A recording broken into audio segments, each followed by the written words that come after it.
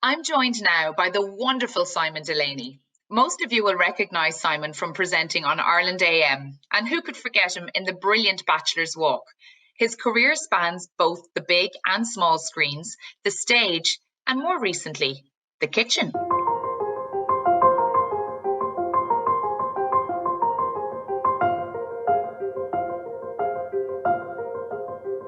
So, Simon, you have worn many hats over the years. You've been an actor, director, writer, producer, and presenter. Do you have a favourite, or do you like that it's varied? I think I think it's the current gig that you're doing at the time. That's the one that becomes your favorite because it's the one you're focused on. I remember doing a film years ago with Sir Michael Gambon and asking him that exact question about whether he preferred, in terms of acting, whether he preferred theatre or film. And he answered and he said, and that was very true. He said, when you're on set and you're on set for 14, 16 hours a day and you're bored hanging around, you wish that you were doing a theatre show where you just had to go in for a couple of hours at night.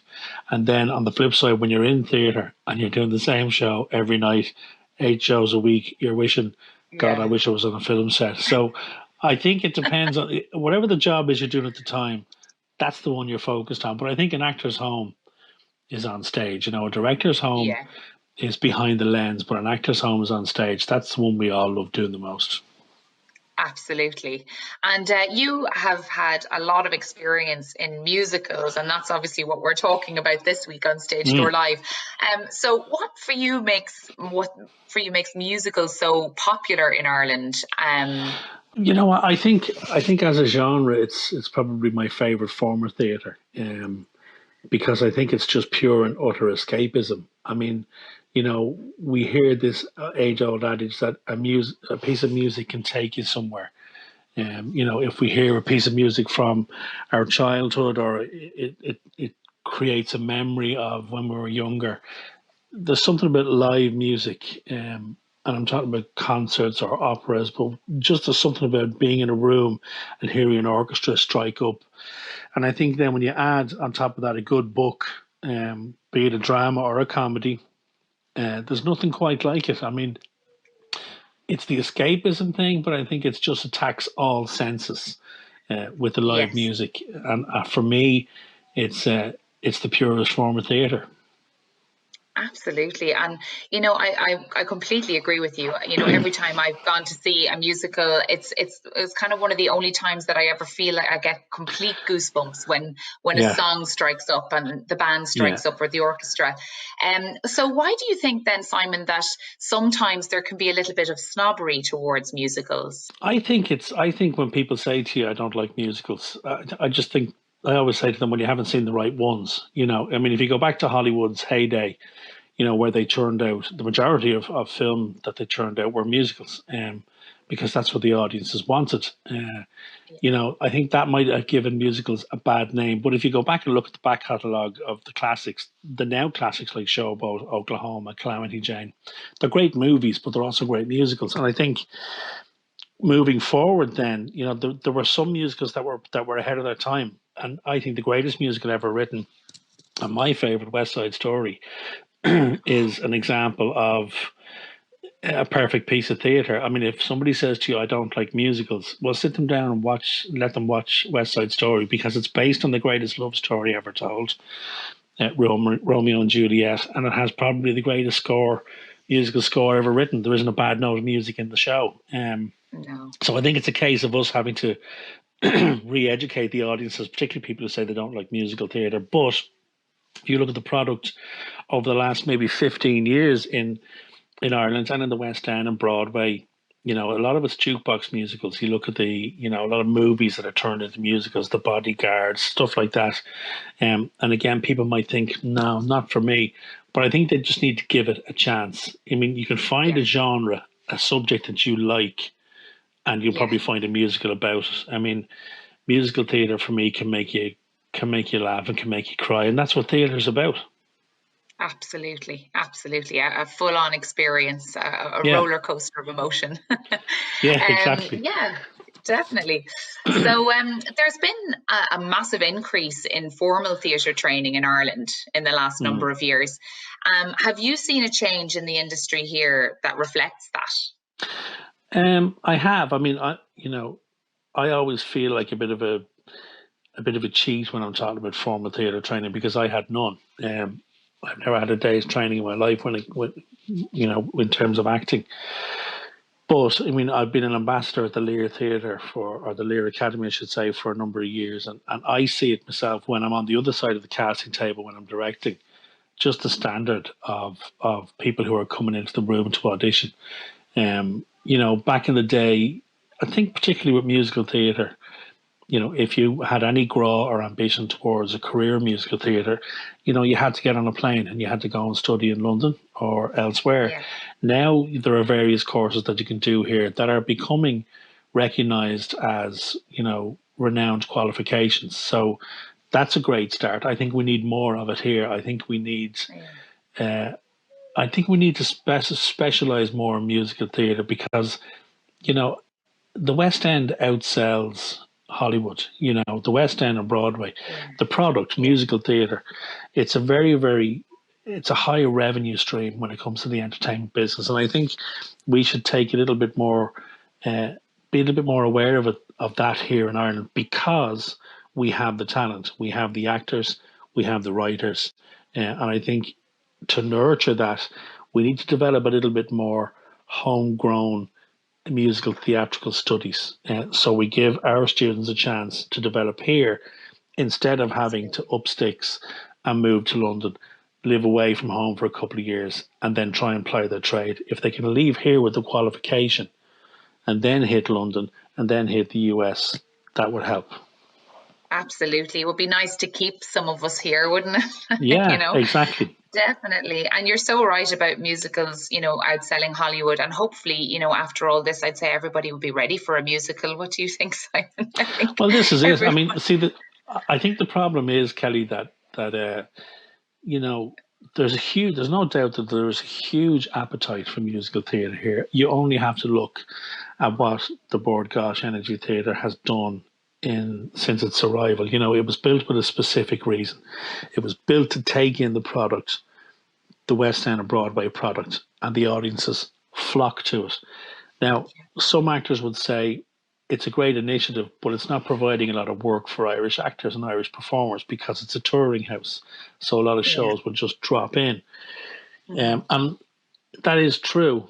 But what it does prove is that the audience is here for it. So that should tell Yeah. people and theatres around the country that, you know what, maybe if we want to fill our theatres, maybe we should put a couple of more musicals in there, but cast them locally, Yeah. cast them Yeah. within. And I don't just mean Yeah. actors, I mean musicians, Yeah. maybe Absolutely. that will help because I think theatre producers will tend to shy away from musical because they're so bloody expensive to put on. Yeah. They are spectacles and They are that's part and spectacles, but I parcel mean, of it.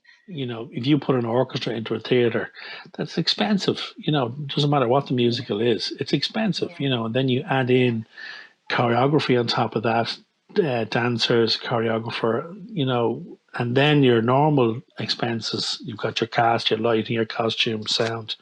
They're expensive to run, but Cameron McIntosh wouldn't be running musicals if there wasn't money in them, and he is. No. Yeah, exactly. Well, on that note, what Mm. makes a good musical in your opinion? I think it's just got to be a musical that moves you and moves you to tears, either through comedy or through tragedy. Um, some of the best musicals I've seen are comedies. I saw Dirty Rotten Scoundrels on Broadway, Avenue Q. I remember seeing the original cast of that on Broadway. And probably one of my favorites, I already touched on West Side Story, but The Producers is it's one of the greatest musicals I think ever written. That's a Be- classic. A It classic. is, Yeah. and please God, it's a role that I'd love to play before I shuffle off this mortal coil. I'd Yeah. love to have a go at Max Bialystock, Brilliant. but Oh, there's I'd so go to many see good that. ones. I'd definitely Would go you? to see that. I would, but absolutely. So would the whole country, Simon. We'd but be you, all but there you know buying what? our I ticket. love the classics too, Kelly. I love Fiddler on the Roof is a great show.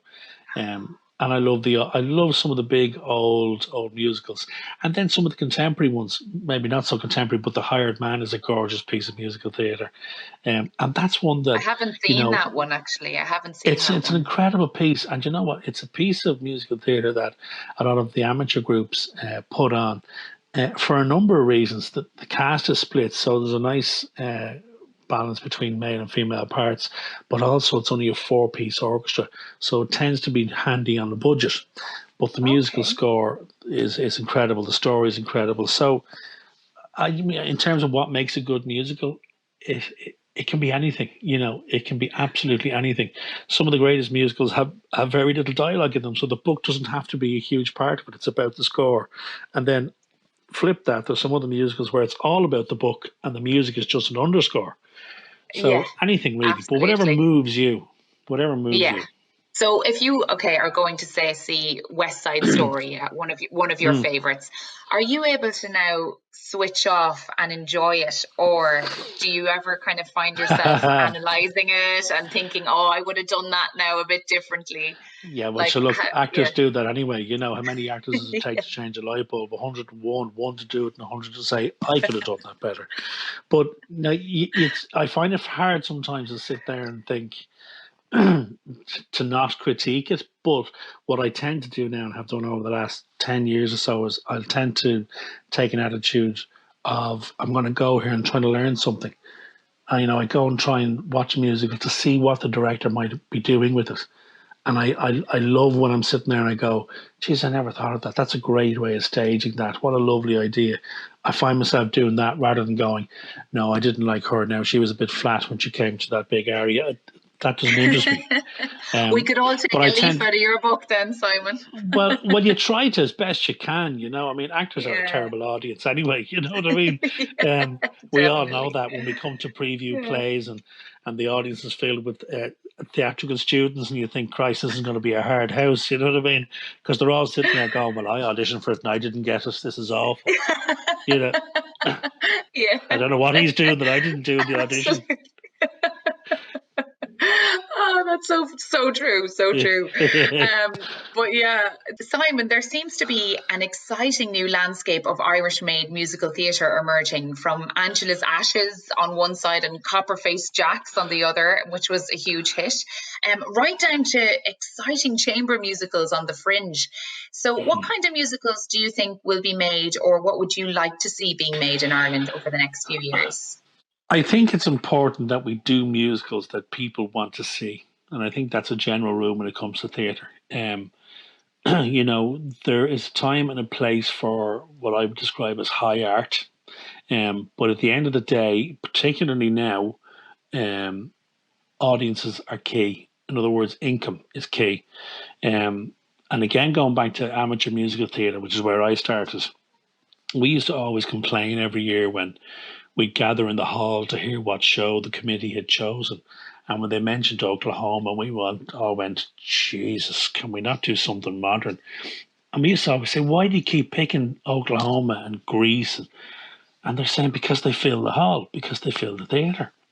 Because if Yeah, we don't fill the theatre, we're not doing a play later on in the year, and we won't be doing a panto at the end of the year. yeah, So I think we have to be careful in terms of what we put on. But again, go back to something I said earlier on. There's no doubt about it that the talent is here, and not just actors, writers, musicians, composers. They're all here. We have them in yes, abundance, and they need supporting. And that is what I would say regional theatre is for.